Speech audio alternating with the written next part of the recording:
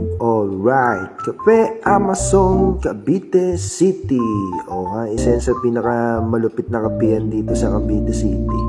Yan, located siya sa bandang Baste sa Cavite City. Sa mga nakakalam dyan, sa may PTT gasoline station.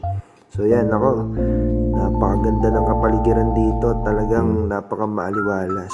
Yan, mababait yung mga nagsuserve sa amin. Yan, susubukan nyo. Sama nyo yung mga tropa pits nyo dito. Talagang goods na goods. Pwedeng tambayan habang nagkakape. So yan, kinuha ko na nga pala yung order namin. Medyo nagutom na raw itong aking medam. So umorder kami ng pasta at ng sandwich. Siyempre hindi mawawala yung pantulak natin. Yan yung in-order namin. Yan sa akin yan. Yung una sa akin, my loves. Yan, siyempre sure kami dyan. So tara, samahan nyo kami, kain tayo. So yan ang simpleng banding namin ng aking my loves kapag kakauwi ko lang galing trabaho. Pero ang totoo, tinamad talaga magluto yan, kaya sa labas kami kumain. So yan, pwedeng pang pamilya tong lugar na to. Talagang nakaka-relax at talagang napakasarap kumain at magkape sa lugar na to. Subukan nyo na, talagang 101%, hindi kayo magsisisi.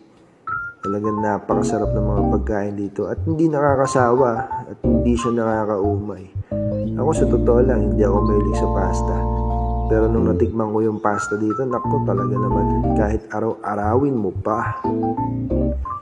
Kaya sa mga barkada ko dyan, schedule na tayo kung kailan tayo po pwede dito. So tropang Friday night, shout Cassie and Mia, alam na, dito tayo sa susunod. Ako ng my loves ko. Nagkamali pa ako ng kinuwang sandwich yan. Sa my loves ko pala yun. Yan ang aking my loves. So takot talaga yung papayatin ako Kaya nako, ewan ko ba. Ilang beses na kami nagplano mag-jogging. Isang beses lang talaga kami nakapag-jogging at di na nasundan. Kaya yan ang jogging namin. Jogging food trip. So thank you Cafe Amazon na talagang binusog mo kami. At syempre, yung banding namin ng aking my loves, hindi matatapos dyan. So thank you again, Cafe